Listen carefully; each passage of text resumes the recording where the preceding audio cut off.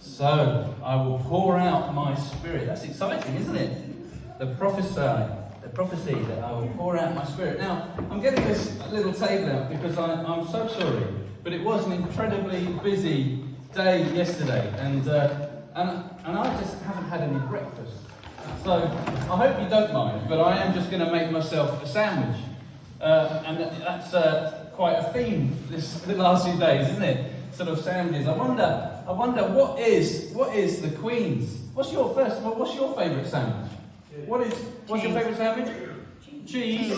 Yeah. Cheese is a nice sandwich, isn't it? But what about other people? What about other people? What's your favourite sandwich? Yeah, that's beautiful. That's Audie, I seem to be ripping up Barbara's tablecloths. Going like that. Okay, let's just do that. There we are. What about other people? What's your favourite sandwich? Egg. Shout them out. Cucumber. You like cucumbers? What? Do you really? Cucumber sandwich? What do you have with your cucumber sandwich, Robert? Do you have cream cheese? That's probably not right. It's probably not the right knife, is it? That seems to be. What's that you like? Cucumbers. So what about the Queen? What do you think the Queen likes? What's her favourite sandwich? Does anyone know? Marmalade now, isn't it? Maybe. She keeps one in her handbag. None of us do that, do we? Oh, I've left more getting told off by the wife. I need that bag. You can't actually see. Sorry. Okay, so what about... the Queen wouldn't want that, would she? She would have proper butter. No butter. Put that in my bag. Cakes. It's revolting. Anyway, I'll have to put some on because you can't have no butter, can you? I mean, it's just. I think the Queen she probably likes other sandwiches. I know she likes this one. Well, I think this is one of her favourites, a jam penny. I've been doing my research. She likes a jam penny. Is it tuna and marmalade together? Yeah, I did see that one. Yeah. I did see it. But she likes a jam penny, and they're the size of the old penny. So she has them cut specially for her. They're made from the strawberries in her own garden. Got a big garden, isn't it? But there we go. So she likes a jam penny. She also likes, of course, cucumber sandwiches like Robert, with cream cheese a little bit, and a little bit of mint mixed into the cream cheese.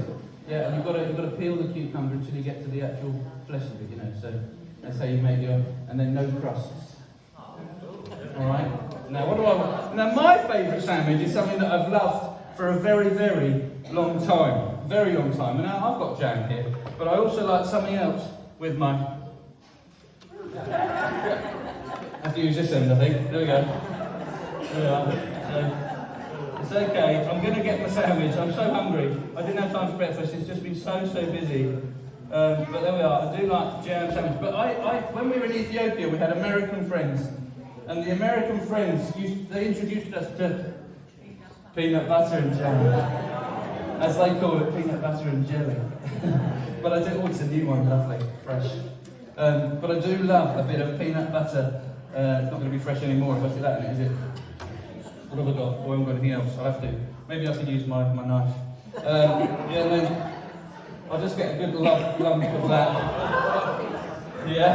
Where's Maxine? Maxine was telling me yesterday that she thought I was putting on weight. Yeah, and she reckons that now I've publicly declared that the rest of you are going to help me. And we're gonna help the vicar. I don't know why I say this really. This is the worst thing to say, isn't it? Then I go to Honeycomb and I really want some.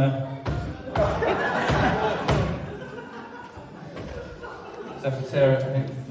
Sorry. Anyway, at last, breakfast, delicious. I have to say, even with that cake, Marge, it's delicious. It's really good. Really good. But I have got in a bit of a mess.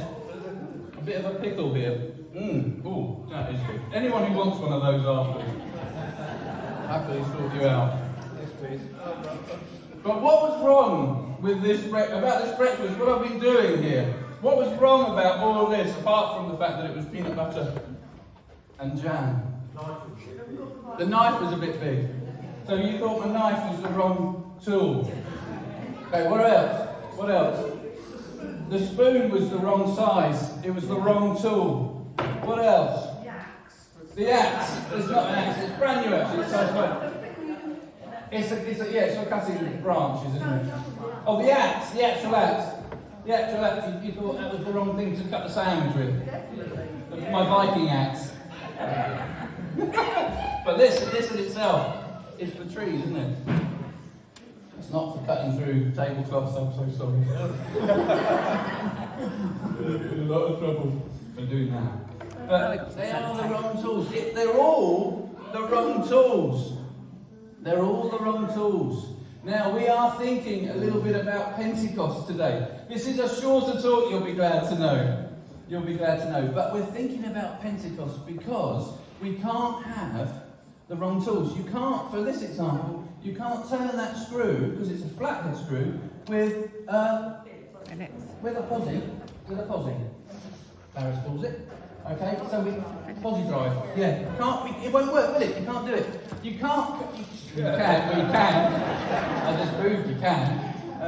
But that's the wrong tool, isn't it, for cutting an apple? Or that. I mean, who does that? Who hoovers their lawn? You just don't do it, do you? It's the wrong tool. Who's saying you do? Who hoovers their lawn? You're talking about your man. We need the right tool. So we're thinking about the Holy Spirit. We're thinking about Pentecost. And this is what Jesus said in Luke 24, verses 49. And I love this passage because it says, you are witnesses to this. He's saying, you guys are my witnesses. I want you guys to be my witnesses out in your community. And he was saying this to the disciples. He was saying, go and be my witnesses. But wait, I'm sending what my Father promised to you. So stay here in the city until that helper arrives. Until you're equipped. Until you're equipped with power from on high. This is Pentecost. This is the celebration in the church calendar where we remember where the church really blew up in a massive way. In the way that the Spirit came down on the people. That they were equipped for His service. They were given the right tools for His service. So we need to remember that actually we cannot do anything without the right tools. We cannot do anything without, as a Christian, as a disciple, as someone has called all of us, God has called all of us to be His disciples in this world, isn't He? To be His mission. We are here to do that mission as part of our calling. And we cannot do any of that without His power. Without the power of the Holy Spirit. And that's what Pentecost was about. It came down in a powerful way. Pentecost, the Holy Spirit came down on all of them, and they all spoke in different languages. There were flames on their heads, and it was just a powerful experience where thousands of people came to faith. And that's how they then went out. They went out equipped. They went out equipped with the right tools. So we need to remember we cannot do any of this in our own strength. It's not about us. It's never about us. It's always about Jesus. So we always need to look to Jesus, turn to Jesus, and trust in Jesus to equip us with everything that we need to do His ministry here in West York. It was wonderful yesterday. It was wonderful to see the church being a community church, reaching out. So many people said, thank you for the welcome. Thank you for the welcome. Thank you for what you've put on. Thank you for what you're doing. But we need to remember that we do all of that because we want those folk to come to know of Jesus for themselves. Every one of those 200 plus people that came yesterday, we want to know Jesus, don't we? That's why we do it. And we cannot do any of that in our own strength, so we need to trust in Him. So we need the right tools for the job. The Holy Spirit is the only tool, actually. He's the right tool for us, for each one of us. So we need to ask for that every day. When we wake up in the morning, we need to say, God, please equip me for this day. God, please equip me for this day. Fill me afresh today. That could be our prayer every morning. I love it. Let's call it a mini Pentecost every morning. Every morning, please, as you get up, say to God, God, equip me for this day so that I may be a faithful servant to you in whatever it is I do during this day. That needs to be our prayer. But we do need to just trust him because he is God. And he equips us with his Spirit. If you want to stay on afterwards, please do come and ask me. I'll happily. It's very, very fresh bread. It's lovely.